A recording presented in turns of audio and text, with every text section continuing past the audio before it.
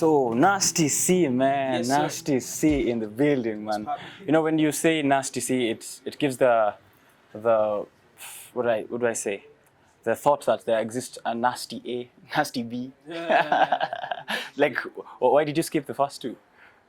I don't know, man. I didn't really think about it in that way. It was almost like it was given to me. Someone called me a nasty cat. You remember the days when like hip hop guys used to call each other cats? Yes, like my cats. Yeah. Then we moved to dogs. Then it moved to dogs. Yeah. Yeah, so that's how it came about. Cat. And I was like, that's it. All right, so the C is for cat, not Yeah. like the alphabet. Yeah. I see, and Spunk Daddy as well, bro. Spank Daddy. What's that about? Spanking the cheeks. You know what I mean? I don't even want to know where that came from. Yeah, it's just a funny way. In the gamer community, people have like these funny names, and every time we speak like on the comms and stuff, it's always like funny. It's always like comical. So I picked that name, Spank Daddy. Yeah, It's man. a great conversation starter. Clearly, we are here now.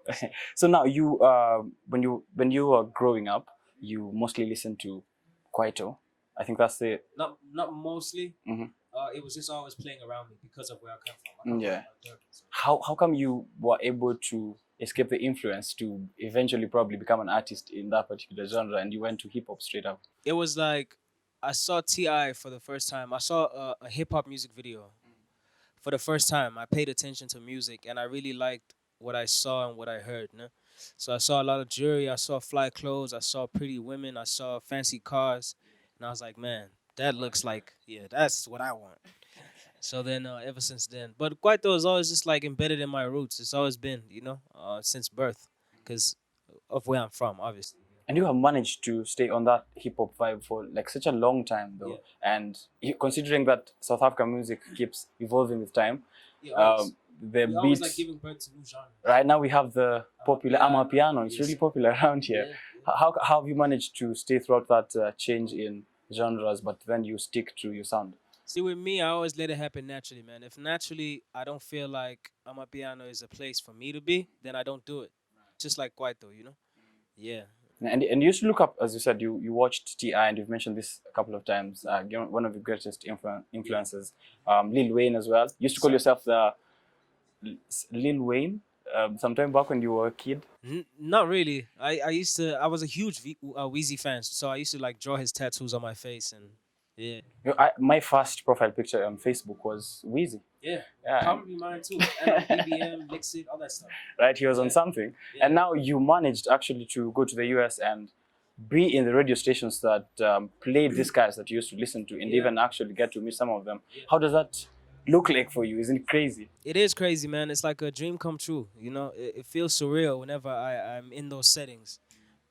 It's wild, man. To think that a couple years back, I used to watch all this stuff on TV. I used to obsess over it, like watching it on YouTube and stuff. And now I'm like there. It's crazy. And they're listening to you, man. Yeah, man. It's crazy, man. Right. Dreams do come true. Man, what was the name of your first album when you were like... It was Bad Hair. Oh, when I was 14? Yeah. It was like a mixtape. I dropped a couple of them. I think my first official one was One Kid, 1,000 Coffins. Right, yeah. One Kid, 1,000 Coffins. Yeah, that's the title I was going for. What was the title? What was with the title? That's such a young kid thinking about coffins. Yeah, I was just like, I think it's influenced by all the people that I used to listen to. Most of them were just like dark, dark orientated rappers, and it was around the time where I was starting to up my confidence up a little bit, So I felt like I was killing 1,000 rappers. Now, with you being signed to Def Jam, of course, through Universal Music, how has that changed maybe how you deliver your music? Because most people say when an artist moves to, gets into the world of corporates or gets a label, there's some limitations to how I don't want you to speak anything ill about your record, though, but has it influenced or changed anything with how you deliver your stuff? It doesn't get in the way of my creativity at all.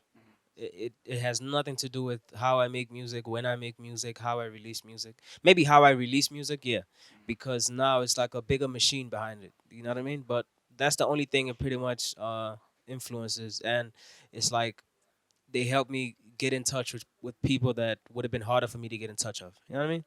Yeah, but in terms of like the actual art itself, nothing gets in the way of that. No. But now, as you have been going around, you've probably listened to some of our sound. What do you think of our hip hop? It's dope, man. It's dope. It's different. It's unique. It's fresh. I love it. Do you plan on doing? I'm sure you've been asked this a couple of times, but Yeah, also for often. us as well. Do Yeah. you plan on doing anything? For me, man, it has to happen organically. It has to happen naturally, and these things are always spontaneous. These features are never really planned. I don't like planned features where it's like, okay, people say I should work with this guy, so I guess I should work with this guy. I don't like that. My music is very close to my heart, so I want it to happen naturally. Like if we're in a setting where there's music playing and we vibe and I think, oh, we have a similar taste in music, and I feel like on a song it would make sense, then definitely. There's usually a debate whether awards mean something to music itself or to an artist. You've seen several of them even, say F the Grammys, and they never show up. Do awards mean something to you, especially someone like yourself who's had a couple of them? Nah, they don't. Awards don't mean that much to me. It means it means the world to my fans. That's what I came to notice.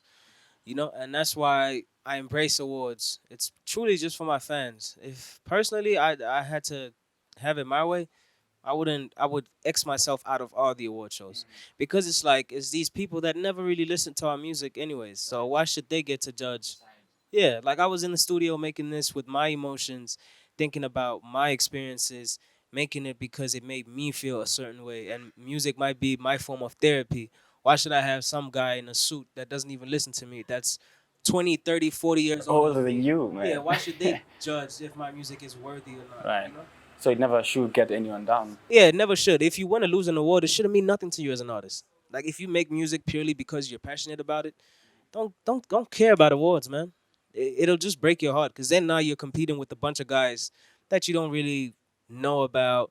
You know what I mean? Guys that you don't know their story, they don't know your story, but now you're trying to get this award to prove you're the To best. prove it. What the hell? You shouldn't It's be. weird. Yeah, it's weird. Right, man. And now you have previously said you were trying to bring your, the your the various faces of you as an artist Yeah. to life. Yeah, from music to art. Yeah, You yeah. draw. People don't know that. Yes. Fashion as well. Mhm. I think you were also in Japan some time back trying to Trying to grow. do. Yeah. Yeah. So and you have a podcast now. Uh, well, I just did it that one time, but yeah, yeah. One time. Yeah, yeah, it was a one-time thing. It was during lockdown, so I had to find a way to communicate with my fans and still give them like pieces of me without being able to see them face to face. It was really just to educate people that are aspiring to be artists and stuff like that, just to let them know different aspects of it. So if you look at how I did the podcast, I broke it up into different segments, right? Part of it is like we speak about, yeah, different people, also people who are like experts, so to say, in that field. So I spoke with Black Coffee because he's probably the one artist who's traveled the most, you know what I mean, in SA, who's done stuff globally. Yeah, so I had to speak to him about that conversation of traveling and how to manage that whole situation. And I spoke to some guys like Slicker. I had him come on because he's been in the industry the longest and he's been on both sides. So he's been on the side of being an artist, and then now he interviews artists. You know what I mean? Now he created a platform for artists. So I just broke down different parts of being an artist, everything that makes an artist.